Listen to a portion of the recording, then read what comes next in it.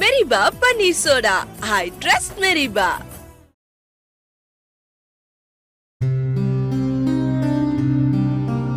அம்மா இதை பொடிங்க. உங்க பையன் உங்களை வீட்டை விட்டு துரத்திட்டான்னு நினைச்சு நீங்க கவலைப்படாதீங்க. எங்களால முடிஞ்ச உதவியை கண்டிப்பா உங்களுக்கு பண்றோம். அப்புறம் சீக்கிரமா உங்களை ஒரு நல்ல ஆசிரமத்துல சேர்க்கிறோம். ஓகேவா? நன்றிம்மா. அதெல்லாம் இருக்கட்டும்மா. டேய், வீடியோ எப்படிதான் வந்திருக்கு? வீடியோ சூப்பராக வந்திருக்குக்கா. நீ வேணா பாரு, கண்டிப்பாக இந்த வீடியோ நல்லபடியாக ஓடும். மக்கள் இதெல்லாம் பார்த்துட்டு அந்த அம்மாவுக்கு கண்டிப்பாக உதவி பண்ணுவாங்க. ஏங்க, நான் கேட்குறேன்னு தப்பாக எடுத்துக்காதீங்க. அவங்களுக்கு சாப்பாடு வாங்கி கொடுத்தீங்க, சரி, அது எதுக்கு ரெக்கார்ட் பண்ணுறீங்க? இதில் என்ன ப்ரோ இருக்கு? நல்லது தானே பண்ணோம். அது சரிங்க, எதுக்கு ரெக்கார்ட் பண்ணுறீங்கன்னு கேட்டேன். ஓ, இந்த மாதிரி நல்லது பண்ணுறதுலாம் ரெக்கார்ட் பண்ணி இன்ஸ்டாகிராமு யூடியூப்லலாம் போட்டு நல்லா காசு சம்பாரிச்சு நல்லவன்ற பேர் சம்பாரிச்சுப்பீங்க, அப்படிதானே? ஹலோ, என்னங்க இஷ்டத்துக்கு உங்க வாய்க்கு வந்தபடி பேசிட்டு இருக்கீங்க? இங்க பாருங்க, இந்த மாதிரி உதவி பண்றத ரெக்கார்ட் பண்ணி வீடியோவா போட்டா 4 பேர் வந்து உதவி பண்ணுவாங்க. அதனாலதான் இதை பண்றோம். நீங்க இப்படிலாம் பண்றது நல்லதுன்னு நினைச்சிட்டு இருக்கீங்களா? ஒருத்தவங்க நம்ம கிட்ட உதவி கேட்டு வந்தா அவங்களுக்கு உதவி பண்ணும். அதை விட்டுட்டு அவங்க உதவி கேட்கறத ரெக்கார்ட் பண்ணி அவங்க மரியாதையை கேவலப்படுத்தக்கூடாது. ஒருத்தவங்களுக்கு உதவி பண்றத விட முக்கியமான விஷயம் அவங்க மரியாதையை காப்பாத்துறது. அட்லீஸ்ட் அவங்க மூஞ்சியாச்சும் பிளர் பண்ணிட்டு போடலாம்ல. என்னங்க இப்படி லூஸ் மாதிரி பேசிட்டு இருக்கீங்க? இப்ப அவங்க மூஞ்ச பிளர் பண்ணி போட்டா நாளைக்கு அவங்களுக்கு உதவி பண்ணணும்னு ஆசைப்படுறவங்க அவங்களை எப்படி தேடி கண்டுபிடிப்பாங்க? அவங்க மூஞ்ச பார்த்தாதான் நாளைக்கு யாராச்சும் தேடி வந்து உதவி பண்ணுவாங்க. சும்மா ஏதாச்சும் சொல்லி காது குத்திட்டு இருக்காதீங்க. நம்ம இடது கையில கொடுக்கறது வலது கை கூட தெரியக்கூடாதுன்னு சொல்லுவாங்க. சும்மா ஏதாச்சும் சொல்லி ஏமாத்திட்டு இருக்காதீங்க. என்ன ப்ரோ இப்படி சொல்கிறீங்க? இப்போ எங்களுக்கு டொனேட் பண்ணுற காசுலாம் கரெக்டாக அந்த இடத்துக்கு போய் சேர்த்துன்னு உங்களுக்கு தெரியுமா? நாங்கள் இப்போ வீடியோ எடுத்து போகிறதுனால தான் யாருக்கு ஹெல்ப் பண்ணுறோம், எவ்வளோ ஹெல்ப் பண்ணுறோம், எப்படி ஹெல்ப் பண்ணுறதுனால மக்களுக்கு போய் தெரியுது. அதனால அவங்க டொனேட் பண்ணுற காசும் கரெக்டாக அந்த இடத்துக்கும் போய் சேருது. அது மட்டும் இல்லாம இங்க நிறைய பேருக்கு உதவி பண்ணணும்னு ஆசை இருக்கும். ஆனா அதை யாருக்கு எங்க எப்படி உதவி பண்ணணும்னு தெரியாம இருப்பாங்க. அவங்க எல்லாரும் எங்க கிட்ட வந்து காசு கொடுப்பாங்க. நாங்க அதை கரெக்டான இடத்துல போய் சேர்ப்போம். அதுக்கு ப்ரூஃப் தான் இந்த வீடியோ எல்லாம். நீங்க நினைக்கிற மாதிரிலாம் ஒன்றும் இல்லை. உங்களை மாதிரி ஆளுங்களை பத்தி எங்களுக்கு தெரியாதா? எத்தனை பேர் கையில ஒரு ஃபார்ம் எடுத்துட்டு எங்க ஆசிரமத்துல வயசானவங்க இருக்காங்க, அப்பா அம்மா இல்லாத குழந்தைங்க இருக்காங்க, உங்களால முடிஞ்சதை ஹெல்ப் பண்ணுங்கன்னு சொல்லி எங்ககிட்ட காசு வாங்கிட்டு போறாங்க. ஆனா வாங்கிட்டு போற காசு அவங்களுக்கு கரெக்டா போய் சேர மாட்டேங்குதுன்னு எங்க எல்லாத்துக்குமே தெரியும். உங்களை சொல்லி ஒன்றும் குத்தம் இல்லைங்க. நீங்க சொன்ன மாதிரி இங்க ஏமாத்துறவங்க நிறைய பேர் இருக்காங்க. அவங்களாலதான் உண்மையா உதவி பண்ணணும்னு எங்களை மாதிரி நினைக்கிற எங்க யாரும் நம்புறது இல்லை. இப்படிலாம் இருந்தா நாங்க என்னதாங்க பண்றது? நீங்க கரெக்டானவங்களுக்கு தான் ஹெல்ப் பண்றீங்களான்னு பார்க்க ஃபர்ஸ்ட் நீங்க டொனேஷன் பண்றதுக்கு முன்னாடி அவங்க யாரு, என்ன பண்றாங்க, அவங்க என்ஜிஓ எங்க இருக்கு, அந்த என்ஜிஓனால எத்தனை பேருக்கு நல்லது நடந்திருக்குன்னு ஒரு தடவைக்கு 100 தடவை கிராஸ் செக் பண்ணிட்டு அப்புறமா நீங்க ஹெல்ப் பண்ணுங்க. வாடா எம்கே, போலாம். ஒரு நிமிஷம் என்னங்க ப்ரோ, இதை வச்சுக்கிங்க. நாங்கள் யாருக்கெல்லாம் என்ன ஹெல்ப் பண்ணியிருக்கோன்னு பார்த்துட்டு முடிஞ்சா நீங்களே யாருக்காச்சும் ஹெல்ப் பண்ணுங்க.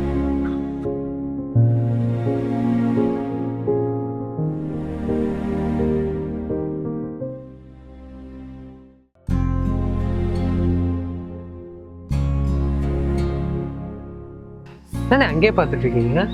இல்லடா, நேற்று இங்கே ஒரு அம்மா பிச்சை எடுத்துட்டு இருந்தாங்க. இப்போ பார்க்குற ஆளை காணோம். அவங்களா? நேத்தே அனாத ஆசிரமத்துலேருந்து வந்து அவங்கள கூட்டிட்டு போயிட்டாங்களான்னு எங்கள் அம்மா தான் சொன்னாங்க. நம்ம இடது கையில் கொடுக்கறது வலது கைக்கு தெரியக்கூடாதுன்னு நினச்சிட்டு இருந்தேன்டா. ஆனால் அதெல்லாம் அந்த காலம். இந்த காலத்தெல்லாம் எதையுமே மறைக்காம எல்லாருக்கும் தெரியுற மாதிரி ஹெல்ப் பண்ணணும். ஒரு நிமிஷம்.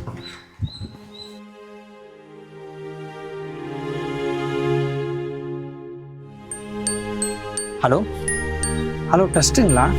உங்கள் ட்ரஸ்ட்டுக்கு நான் டொனேஷன் பண்ணணும்னு நினைக்கிறேன். ஓகேங்க. டீட்டெயில்ஸ் தரேன்.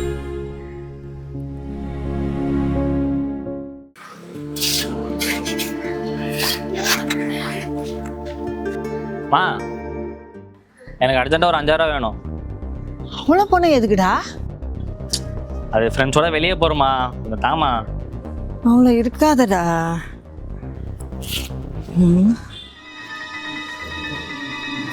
500 ரூபா தான்டா இருக்கு. 5000 ரூபாய் கேட்டால் 500 ரூபா தர? என்கிட்ட அவ்வளோதான்டா இருக்கு. நான் என்ன பண்ணுவேன்? அதான் எனக்கு தெரியாது. நீ எப்படியாச்சும் எனக்கு பணத்தை ரெடி பண்ணித்தா. சரி, நீ போ. சாயந்தரமா அதெல்லாம் ஏற்பாடு பண்றேன். சரி. உமாமா, என்ன உன் பையன் 5000 ரூபா கேட்குறான், நீயும் தரேன்னு சொல்லிட்டு இருக்க? இந்த மாதம் சம்பளம்லாம் லேட்டாக தான் போடுவாங்க, உங்களுக்கு தெரியுதா இல்லையா? தெரிலப்பா, என் பொண்ணுக்கிட்ட தான் ஏதாச்சும் கேட்டு ஏற்பாடு பண்ணணும். இருந்தாலும் நீ ரொம்ப மோசமா. உன் பையனுக்கு கொஞ்சமாச்சும் கஷ்டம்னா என்னன்னு சொல்லி வளர்க்கணும். நான் தான் கஷ்டத்தை அனுபவிக்கிறேன், என் பிள்ளையாவது சந்தோஷமா இருக்கட்டுமாப்பா. நீ சொன்னா கேட்க மாட்டேன். மலரு, ஒரு 5000 வந்தா கூட. 5000 ரூபாவா? எதுக்குமா? இது வந்து நான் தான் கேட்டேன், என்னப்ப? உனக்கு எதுக்குடா இப்ப 5000 ரூபாய்? நான் எதுக்கோ கேட்டு போறேன், அதெல்லாம் எதுக்கு உனக்கு? பணம் இருந்தா கொடு. ஏய் சும்மா இருடா. அதே ஃப்ரெண்ட்ஸுங்களோட வெளியில போறானாம்மா. எது? ஃப்ரெண்ட்ஸோட வெளியில போறானா? ஏண்டா ஃப்ரெண்ட்ஸ் கூட ஊரை சுத்துறதுக்கு உனக்கு 5000 ரூபாடா? என்னைக்காச்சும் நம்ம வீட்டு நிலைமைய பத்தி கொஞ்சமாச்சும் யோசிச்சு பார்த்திருக்கியா? நமக்கு கிட்டத்தட்ட 5 லட்சத்துக்கு மேல கடன் இருக்கு. நானும் அம்மாவும் தான் இன்னைக்கு வரைக்கும் வீட்டை பார்த்துட்டு இருக்கோம். கட்டட வேலை செஞ்சு அந்த தூசியில இருந்து இன்னைக்கு அம்மாக்கு ஆஸ்மா வந்திருக்கு, அது உனக்கு தெரியுமா? ஹாஸ்பிட்டல் செலவுக்கு கட்ட கூட பணம் இல்லாம உட்கார்ந்துட்டு இருக்கோம். மலரு சும்மா இருப்பா. நீ கொஞ்சம் சும்மா இருமா. அவன் இப்படி இருக்கானா அதுக்கு காரணம் நீதான். சின்ன வயசுல இருந்து அவன் என்ன கேட்டாலும் வாங்கி கொடுத்துட்ட. உன்கிட்ட காசு இல்லைன்னா கூட வெளியில கடன் வாங்கி கொடுத்த. அதான் இப்படி நிலைமை தெரியாம ஊதாரித்தனமா சுத்திட்டு இருக்கான். ஏண்டா நீ தான்டா எங்க 2 பேரையும் பாத்துக்கணும். நீ ஏண்டா இப்ப இப்படி இருக்க? அக்கா, எனக்கு இதெல்லாம் எதுவுமே தெரியாதுக்கா. அம்மா, சின்ன வயசுல நீங்க எனக்காக எவ்வளவோ பண்ணியிருக்கீங்க.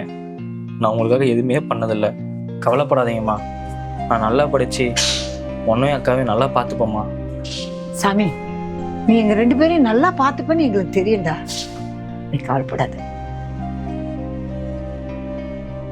நாளையிலேருந்து நீங்கள் யாரும் இந்த பில்டிங் வேலைக்கு வர வேணாம். என்ன சார் இப்படி திடீர்னு சொல்றீங்க? ஆமாம், இந்த சைட்டை க்ளோஸ் பண்ண போகிறோம். ஐயோ, நீங்கள் எதுவும் கவலைப்படாதீங்க. அடுத்த 2 மாதத்துக்கு தேவையான சம்பளத்தை நான் போட்டுறேன். நீங்கள் அடுத்த வேலையை வேலையை பாருங்கள். சார், வேலைலாம் நல்லா தானே சார் போயிட்டு இருக்கு? உங்கள் எல்லாருக்கும் சபரி தெரியும் தானே? அவனும் நானும் தான் பார்ட்னர்ஷிப் போட்டு இந்த பில்டிங்கே ஆரம்பித்தோம். அவன் இந்த பில்டிங்கை அடமானம் வச்சு நிறைய கடன் வாங்கி ஊரை விட்டு ஓடிட்டான். இப்போ அந்த கடன்லாம் நான் தான் கட்டணும். இந்த கடனை கட்டுறதுக்கு எனக்கு 2 வழி தான் இருக்குது. ஒன்று, இந்த பில்டிங்கை வைக்கணும், இல்லைன்னா இந்த பில்டிங்கை முடிச்சு கொடுக்கணும். இந்த பில்டிங்கை முடிச்சு கொடுத்து உங்களுக்கு சம்பளம் கொடுக்குற அளவுக்கு என்கிட்ட காசு இல்லை. அதனால தான் சொல்கிறேன், நீங்கள் வேறு ஏதாச்சும் வேலை பார்த்துக்கங்க. இப்போ எங்களுக்கு என்ன பண்றதுன்னே தெரியல சார். இங்கே பாருங்க, இப்போதைக்கு நிலைமை சரியில்லை. நிலைமை சரியானதும் சொல்லி அனுப்புகிறேன், அப்புறம் வந்து ஜாயின் பண்ணிக்கங்க. சார், உங்களுக்கு ஞாபகம் இருக்கா, என் பேத்திக்கு உடம்பு சரியில்லைன்னு சொன்ன உடனே ஓடியாந்து உதவி செஞ்சீங்களா சார்? ஹலோ அம்மா, பாப்பாவா ஆஸ்பத்திரிக்கு கூட்டி போயிடுமா. காசு எவ்வளோனாலும் நான் ஏதாவது ஏற்பாடு பண்ணுறேன். வேலையை முடிச்சுட்டு நான் ஃபோன் பண்ணுறேம்மா, பார்த்து பத்திரமா. மா, என்னாச்சு? ஒன்றும் இல்லை சார். அட, நீங்கள் அங்கே பேசுகிறதெல்லாம் நான் பார்த்துட்டு தான் இருந்தேன். என்னாச்சுன்னு சொல்லுங்கள். பேத்திக்கு 3 மாசமா உடம்பு சரியில்லை. டாக்டர்கிட்ட கூட்டு போய் வைத்தியம் பார்த்துட்டு தான் இருந்தோம். ஆனால் ஒன்றும் சரியாகல. டாக்டரு ஆப்ரேஷன் பண்ணாதான் நல்லா அவன் சொல்லிட்டாரு. ஆனால் அவ்வளோ பணம் எங்ககிட்ட இல்லை சார். எவ்வளோ செலவாகும்? 2 லட்சம் ரூபாய் ஆகுமா சார்? அம்மா, 2 லட்சம் தானம்மா, நான் தரேன், நீங்கள் போய் ஆரம்பிங்க. அப்படி நீங்கள் நல்லா இருக்கணும். ஆமாம் ஆமாம், எதுக்குமா ஏன் காலெல்லாம் விழுக்கிறீங்க? நீங்கள் என்கிட்ட 5 வருஷமாக வேலை பார்த்துட்டு இருக்கீங்கம்மா. உங்களை எல்லாத்தையும் நான் ஒரு சொந்தக்காரனாக தான் பார்க்குறேன். நீங்கள் எதுவும் கவலைப்படாதீங்கம்மா, போய் ஆக வேண்டிய வேலையை பாருங்க.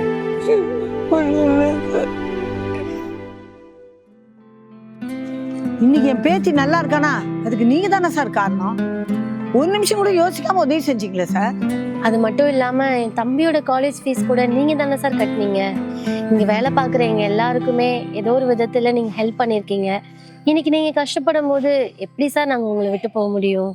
சார், எங்களுக்கு நீங்க 2 மாசம் சம்பளமே தரவேணாம் சார். இந்த வேலையை செஞ்சு முடிக்கலாம்.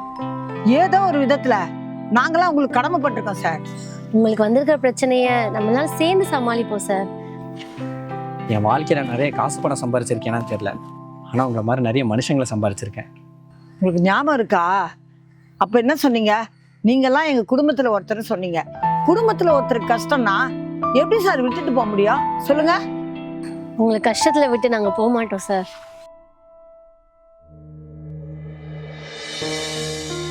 என்னங்க, உங்கள் எல்லாருக்கும் 2 மாதம் சம்பளத்தை கொடுத்தாச்சு.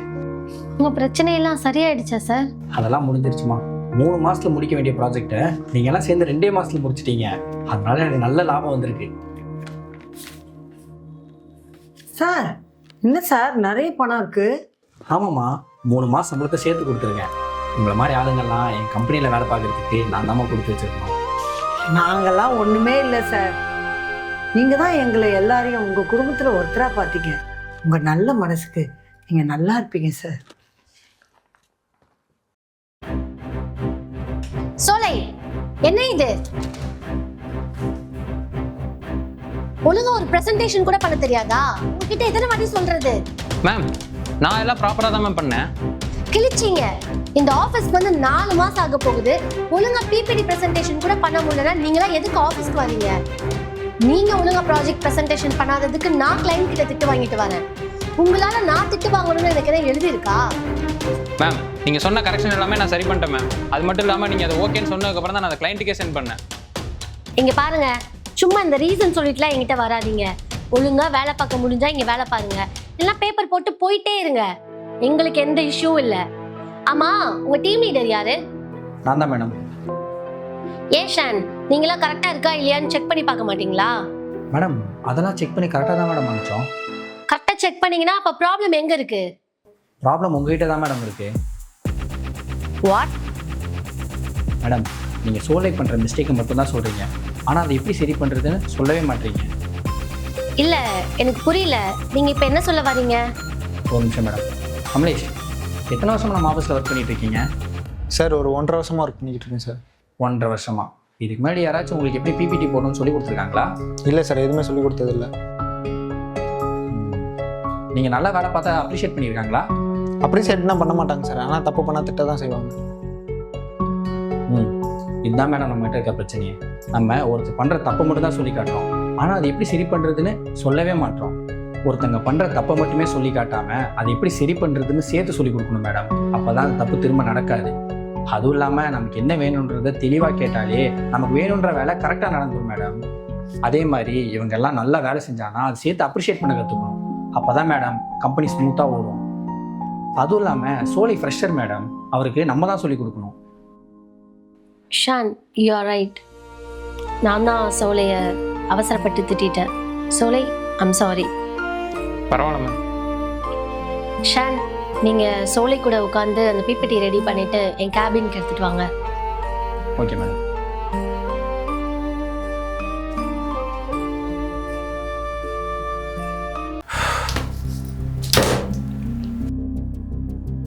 சார், என்னாச்சு? ப்ராஜெக்ட்ல எதுவும் தப்பு இருக்கா? அதெல்லாம் ஒன்றும் தப்பு இல்லையே. அப்புறம் ஏன் சார் ஃபைலை தூக்கி போடுறீங்க? பின்ன என்ன பண்ணுறது மேடம், உங்கள் கையில் எடுத்து கொடுக்கட்டுமா? சார், நீங்கள் நான் பண்ண ப்ராஜெக்ட்க்கு அப்ரிஷியேட் பண்ணலனாலும் பரவாயில்ல, கொஞ்சமாச்சும் ரெஸ்பெக்ட் கொடுங்க சார். நீங்கள் பண்ணது இப்போ எனக்கு சுத்தமாக பிடிக்கல. என்ன மேடம் சொன்னீங்க? ரெஸ்பெக்டா? இப்போ நான் உங்களுக்கு பண்ணது தப்பாக இருக்குல்ல, அப்போ நீங்கள் வெளில பண்ணது மட்டும் சரியா?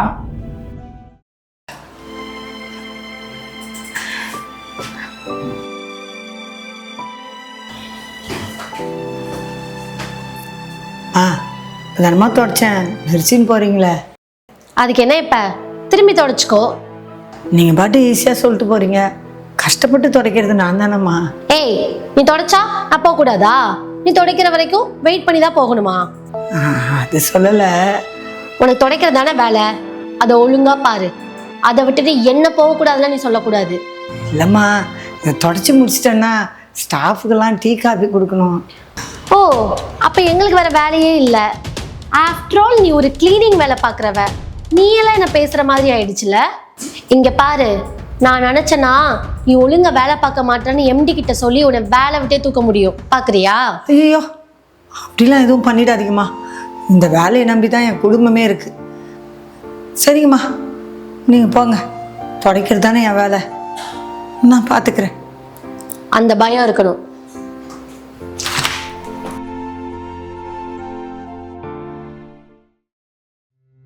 என்ன மேடம் பேச்சே காணோம், சொல்லுங்க, நீங்கள் பண்ணது சரியா? ஆஃப்டர் ஆல் நீ ஒரு கிளீனிங் வேலை பார்க்குறவ, நீ எல்லாம் என்ன பேசுகிற மாதிரி ஆயிடுச்சுல. சார், அது வந்து போதும், நிறுத்துங்க. அது எப்படி உங்களுக்கு நடந்தால் மட்டும் அந்த விஷயம் அநியாயம், நீங்கள் மற்றவங்களுக்கு செஞ்சால் அது சரியா? அப்படிலாம் எதுவும் பண்ணிடாதீங்கம்மா. இந்த வேலையை நம்பி தான் என் குடும்பமே இருக்குது. இங்க பாருங்க, நீங்க இந்த கம்பெனியில் எப்படி சம்பளத்துக்கு வேலை பார்க்குறீங்களோ அதே மாதிரி தான் உமாமாவும் இங்கே சம்பளத்துக்கு வேலை பார்க்குறாங்க.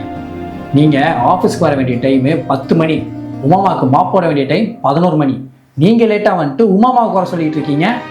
நீங்க எப்படி செய்கிற வேலைக்கு அப்ரிசியேஷனும் ரெஸ்பெக்டும் எதிர்பார்க்குறீங்களோ அதே மாதிரி தான் உமாமாவும் எதிர்பார்ப்பாங்க.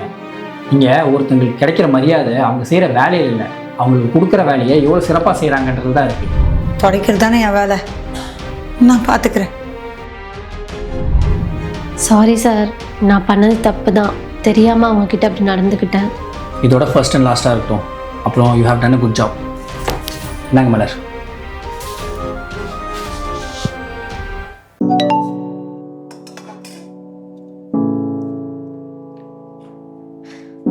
ஐயோ, அவர் வேற சொல்லிட்டே இருப்பாரு, பைக்ல ஸ்பீடா போகாத, கண்டிப்பா ஒரு நாள் ஃபைன் கட்ட போற, அப்பதான் உனக்கு புத்தி வரும்னு.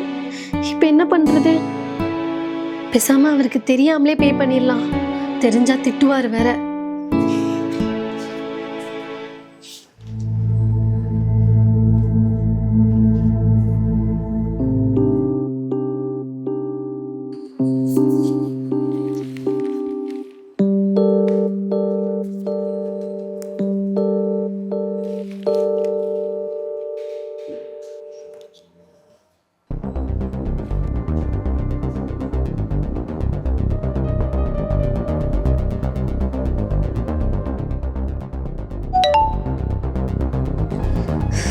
அப்பா, நான் கூட அதிகமோ நினைச்சேன்.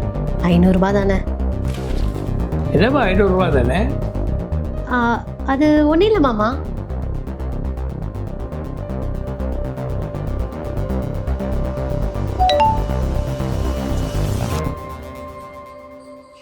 ஆமா, யாருக்காவது காசு அனுப்புறியா?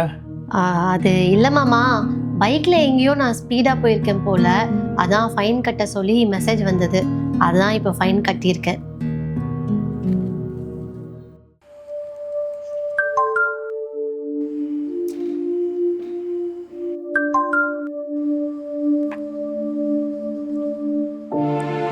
இன்னும் 55,000 ரூபாய் டெபிட் ஆயிருக்கு.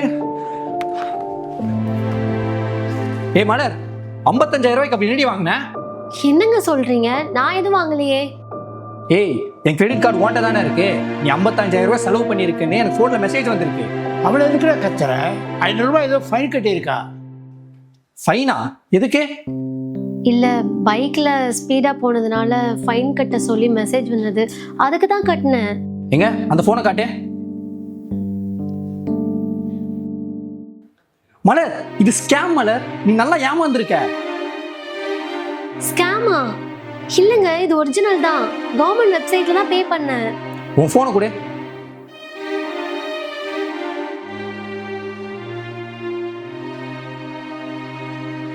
இங்க பாரு, நீ பண்ண தப்புனால 55,000 ரூபாய் பணம் போயிடுச்சுடி. 500 ரூபாய் ஒரு காசே இல்லைன்னு அந்த வெப்சைட் ஒரிஜினலா இல்லையான்னு கூட பாக்குறது இல்ல. இப்ப பாரு, என் கிரெடிட் கார்டு டீடைல்ஸ்லாம் நீ ஆன்லைன்ல அப்லோட் பண்ணிருக்க. என் கிரெடிட் கார்டுல இருந்து காசெல்லாம் திருடிட்டானுங்க. இது ஃபேக்கா இருக்காதுன்னு நினைச்சேன். சரி விடு, இப்ப அந்த பணத்தை எப்படி திரும்ப வாங்கலாம்னு பார்க்கலாம். இப்ப என் பைக் நம்பர் போடுறேன், அதுல ஃபைன் வரும் பாரு. பாருங்க, உங்க பைக்லயும் ஃபைன் கட்ட சொல்லி தான் போட்டிருக்கு. இது ஸ்கேமடி. நீ இன்னுமா நம்ப மாட்டற? நம்ம நாளைக்கு கார் டெலிவரி எடுக்க போறோம்ல, அந்த நம்பர் அப்லோட் பண்றேன், அதுலயும் ஃபைன் வரும் பாரு.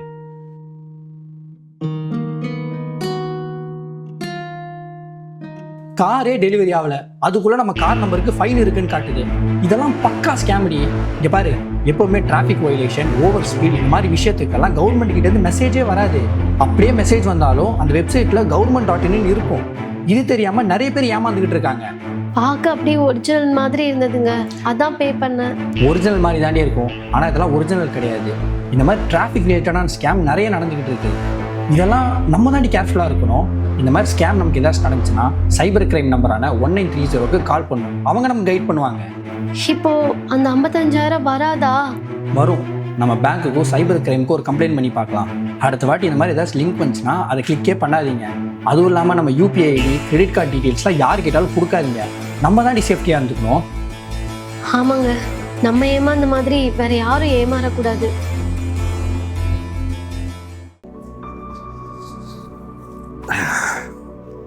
தம்பி, எனக்கு ஒரு வேஷ்டி வாங்கி தெரியாப்பா? வேஸ்டியா? எதுக்கு? ஆல்ரெடி இருக்கிற வேஷ்டி பத்தாதா? சும்மா இருங்கப்பா, மாத கடைசி வேற. சரி, பென்ஷன் பணம் வந்துருச்சா? இல்லைப்பா. சரி சரி.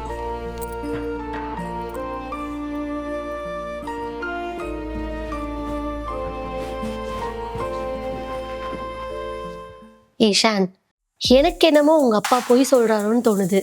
இந்நேரத்துக்கு அவருக்கு பென்ஷன் பணம் வந்திருக்குங்க. அதான் வர வர பயங்கரமாக பொய் சொல்கிறாருடி எங்கள் அப்பா. பேசாம அவர் ஃபோன் எடுத்து செக் பண்ணி பாரு, அமௌண்ட் கிரெடிட் ஆயிருக்கா இல்லையான்னு தெரிஞ்சிடும்ல. ஏய், பென்ஷன் கிரெடிட் ஆயிருக்குடி. நான் தான் சொன்னேன்ல, இரு அவர் வரட்டும். என் போனை எதுக்கு எடுத்து பார்க்குறீங்க? அப்பா, பென்ஷன் வரலன்னு சொன்னீங்க, பென்ஷன் வந்திருக்கு. உனக்கு நிஜமாவே என் மேலே அக்கறை இருக்கான்னு பார்த்தேன். காசு மட்டும்தானே நான், அப்படி தானே? உனக்கு கொஞ்சமாவது அப்பாங்கிற பாசம் இருக்கா இல்லையா? பா, அப்பெல்லாம் ஒன்றும் இல்லை. இப்போ எதுக்கு பேச்ச மாத்துறீங்க? பென்ஷன் வரலன்னு ஏன் போய் சொன்னீங்க? கேட்டதுக்கு மட்டும் பதில் சொல்லுங்க. நான் வேஷ்டி வாங்கணும்னு சொன்னேன்ல, அப்படி காசு இல்லை தானே சொன்னேன். சொன்னையா இல்லையா? கல்யாணத்துக்கு முன்னாடி நல்லா தானே இருந்த, கல்யாணத்துக்கு அப்புறம் தானே நீ இப்படி பண்ணிட்டு இருக்க. பா, அப்பெல்லாம் ஒன்றும் இல்லைப்பா. என்னடா அப்பா? என்ன அப்பா? பென்ஷன் வாங்குறதுக்கு முன்னாடி உள்ள அப்பாவா, இல்லை பென்ஷன் வாங்குறதுக்கு அப்புறம் உள்ள அப்பாவா? காசு இருந்தா ஒரு மாதிரி, காசு இல்லைன்னா வேற மாதிரி. அப்பான்னு கூப்பிடாத, எனக்கு ரொம்ப அசிங்கமா இருக்கு. இப்ப எதுக்கு தேவையில்லாம அவனை திட்டுறீங்க? அவன் கேட்டதுல என்ன தப்பு இருக்கு? நீ சுமாரு, நீ சாமி படுத்துறீங்கனால்தான் அவன் இப்படி ஆடுறான்.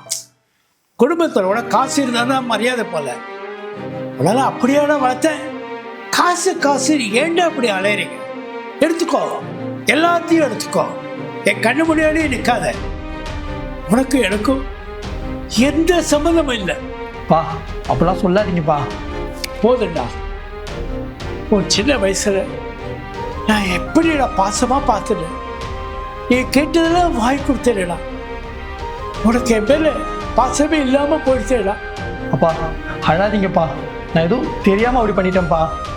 ஷான், நீ எதுக்கு அவர்கிட்ட மன்னிப்புலாம் கேட்குற? நம்ம என்ன தப்பு பண்ணோம்? நீ சும்மா இருடி. எங்க அப்பா அழுந்து நான் பார்த்ததே இல்லை. அவர் அழுகிற அளவுக்கு நான் அசிங்கமா நடந்துக்கிட்டு இருந்திருக்கேன். அப்பா, என்னை தயவு செஞ்சு மன்னிச்சிருங்கப்பா.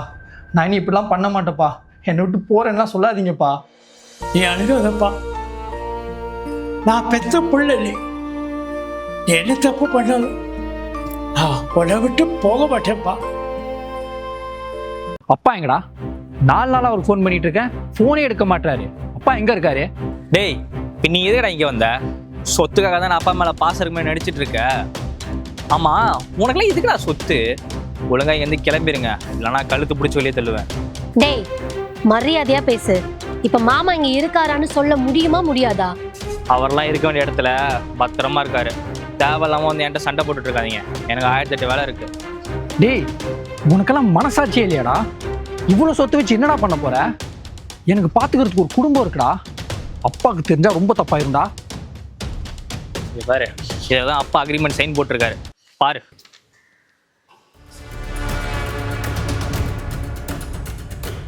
டேய், அப்பாலாம் அப்படி பண்ணியிருக்க மாட்டாரு. அப்பா எங்க இருக்காரு? இப்போ நான் அவரை பார்க்கணும். அப்பா, அப்பா. இங்க பாரு, அப்பாலாம் ஒன்றும் வரமாட்டாரு.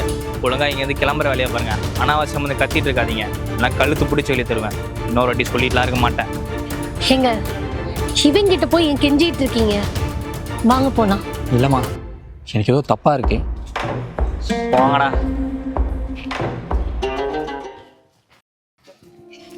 ஷான், அவரை பார்க்க மாமா மாதிரி இல்ல? ஆமா மலர், அப்பா தான். அப்பா. மாமா. ஷான், மலர்.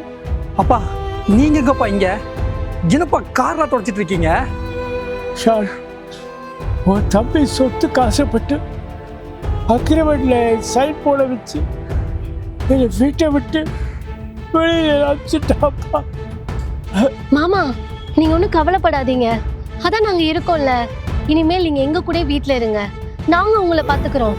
ஆனா அதுக்கு முன்னாடி உங்களை இந்த நிலைமைக்கு கொண்டு வந்த அவனை நான் சும்மாவே விட மாட்டேன். அப்பா விடுங்கப்பா. இனி அவன் கூட இருந்து எதுக்குப்பா கஷ்டப்படணும்? நீங்க எங்க வீட்டுக்கு வந்துருங்கப்பா, நாங்க உங்களை நல்லா பாத்துக்கிறோம். ஏங்க, முதல்ல உங்க தம்பியை நான் என்ன பண்றேன்னு மட்டும் பாருங்க. இப்பவே அவன் வீட்டுக்கு போலாம். அவன் வீட்டுக்கு போய் அவனை பார்த்து 4 வார்த்தை நறுக்குன்னு நான் கேட்கல, எனக்கு நிம்மதியாவே இருக்காது. என்னடா நினைச்சிட்டு இருக்க? மாமாவை இந்த நிலைமைக்கு விடுறதுக்கு உனக்கு எப்படிடா மனசு வந்துச்சு? இதெல்லாம் எதுக்காக பண்ண? சொத்துக்காக தானே? சீ, இப்படிலாம் பண்றதுக்கு உனக்கு அசிங்கமா இல்ல? தம்பி, ஏப்பா இப்படி பண்ணிடு? உன் அண்ணனை வளர்த்த மாதிரி தானேப்பா உடனே வளர்த்த. உனக்கு என்னப்பா குறை வச்ச? பதில் சொல்றா, கேட்குறாருல. எனக்கு நீ சொத்து கொடுக்காத கூட பிரச்சனைடா. அப்பாவை போய் எனக்கு ரொம்ப பயமா இருக்குப்பா. என்னை ஏப்பா இப்படி பண்ணிடு? என்னை சாப்பிட்டியா, நல்லா இருக்கேன்னு கேட்கறது கூட யாருமே இல்லையப்பா. இனிமேல் மாமாவை நாங்க பாத்துக்கிறோம். நீ ஒன்னும் பார்த்து கிழிக்க வேண்டாம். இந்த வீடு சொத்து எல்லாத்தையும் நீயே வச்சுக்கோ. மாமாவை என் சொந்த அப்பா மாதிரி பார்த்துப்பேன். உனக்கு சொந்தத்தை விட சொத்து தான் முக்கியமா போச்சுல. மணி, என் சொந்த பையனை என்னை வீட்டை விட்டு வெளியே அனுப்பிட்டாமா. என் சொத்துல வேண்டான்ட்டு என்னை கடைசி வரையும் பார்த்துக்கிறேன்னு சொல்ல. உன்னை மருமகளும் அடைஞ்சிருக்கு. நான் ரொம்ப கொடுத்து வச்சிருக்கணுமா. அப்பா விடுங்கப்பா, உங்களை நாங்க நல்லா பார்த்துக்கிறோம். வாங்க பாப்பா.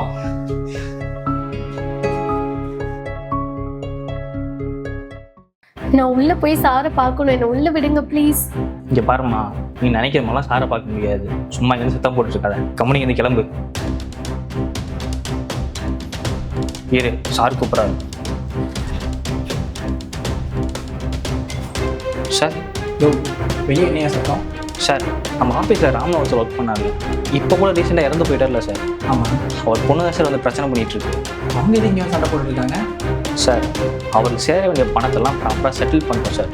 ஆனால் அந்த பொண்ணு எனக்கு பணம் பத்தாது, இன்னும் பணம் வேணும்னு கேட்டு பிரச்சனை பண்ணிட்டு இருக்கு சார். அப்படியா? அந்த பொண்ணு உள்ள வர சொல்லு. Okay sir. வணக்கம் சார், என் பேர் மலர். இங்கே வேலை பார்த்தாரே ராம், அவரோட பொண்ணு. நான் எம்எஸ்சி ஃபிசிக்ஸ் ஃபைனல் இயர் படிச்சுட்டு இருக்கேன். ஏமா, அதான் உங்கள் அப்பாவுக்கு சேர வேண்டிய பணம்லாம் அப்படியே அனுப்பியாச்சு. திரும்ப எதுக்கு வந்து காசு வந்து பிரச்சனை பண்ணிட்டு இருக்க? இல்லை சார், அது வந்து மணி மலர், என் உடம்பு இருக்கிற நிலைமைக்கு நான் ரொம்ப நாளைக்கு இருக்க மாட்டேன் போல இருக்குமா. என்னப்பா இப்படிலாம் பேசுறீங்க? அதெல்லாம் உங்களுக்கு ஒன்றும் ஆகாது. நான் டியூட்டி டயத்தில் நினச்சிருந்தா நிறைய லஞ்சம் வாங்கியிருக்கலாமா. நான் நேர்மையாக இருந்ததுனால வெறும் சம்பளம் மட்டும்தான் வாங்கினேன். உனக்கு நான் எதுவும் சேர்த்து வைக்கலம்மா. எனக்கு என்ன நடந்தாலும் சரிம்மா, எக்காரணத்தை கொண்டு படிப்பை மட்டும் பாதிலேயே நிறுத்திடாதம்மா. அப்பாவுக்கு முடிஞ்ச அளவுக்கு காலேஜ் ஃபீஸ் கட்டியிருக்கு. மலர், நாளைக்கே உனக்கு ஏதாவது உதவி தேவைப்பட்ட எங்கள் ஆஃபீஸில் ஷான் ஒருத்தர் இருக்காரு, ரொம்ப நல்லவர். அவர்கிட்ட நீ எந்த உதவி வேணாலும் கேட்கலாமா, தாராளமாக செய்வேன்.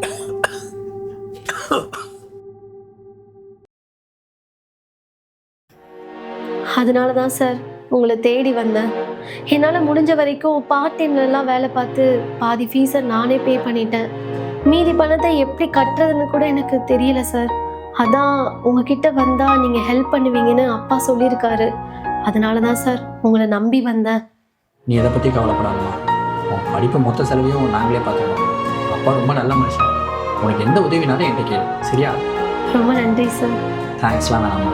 உங்கள் அப்பா ஆசைப்பட்ட மாதிரியே நல்லா படித்து பெரியாளாமா. சரி, நீ கிளம்பு. சார், என்ன சார் அந்த பொண்ணுக்கு மொத்த ஃபீஸையும் கட்டுன்ட்டீங்க? சார், இந்த பேப்பரில் நிறைய பிரச்சனை இருக்கு சார். எதுக்கு நமக்கு இந்த தேவையில்லாத பிரச்சனை? இந்த டாக்குமெண்ட்லாம் பெரிய எடுத்துருது. அவங்க என்ன கொடுக்குறாங்களோ அதை வாங்கிட்டு சைன் போட்டு அனுப்பிச்சு விடுங்க. அப்படி இல்லை சார், ஸ்கூல் பக்கத்தில் டாஸ்மாக் கடை ஓப்பன் பண்ண பர்மிஷன் கேட்குறாங்க சார். ஓப்பன் பண்ண பர்மிஷன் கொடுத்தா நல்ல பசங்களுக்கு நிறைய பிரச்சனை வரும் சார். உங்களுக்கு ரிட்டையர்மெண்ட் ஆகிற வயசு வந்துருச்சு, இதுக்கு தேவையில்லாத ரிஸ்க் எடுக்கிறீங்க. அப்புறம் நாளைக்கு ஏதாச்சும் உங்கள் பேர் தான் அடிப்படும் சார். காசு வாங்கிட்டு பர்மிஷன் கொடுக்க என் மனசாட்சி ஒத்துக்கல சார். நிறைய பசங்களோட லைஃப் இதில் இருக்கு. காசு வாங்கிட்டா என்ன வேணாலும் பண்ணலாமா சார்? சார், உங்கள் நேர்மையாக நினச்சா எனக்கு பெருமையாக இருக்குது சார். நீங்கள் பண்ணுறதா பண்ணுங்க, எந்த பிரச்சனை இருந்தாலும் நம்ம பார்த்துக்கலாம் சார். சரி சார். ராம் ரொம்ப நல்ல ஒரு விஷயம். அவர் டியூட்டியில் இருக்கும்போது அவ்வளோ நேர்மையாக இருப்பார். அவர் நேர்மை பண்ணுறதுக்கு அப்புறம் தான் எனக்கே நேர்மையாக இருக்கும்னு தோணுச்சு. இப்படிப்பட்ட மனுஷனுக்கு நம்ம உதவி பண்ணலாம் எப்படி? அந்த பொண்ணோட மொத்த படிப்பு செலவே நம்மளே பார்த்துக்கலாம். அதுக்கான வேலையை மட்டும் ஆரம்பிங்க. Okay sir. மெரிபா பன்னீர் சோடா. I trust மெரிபா.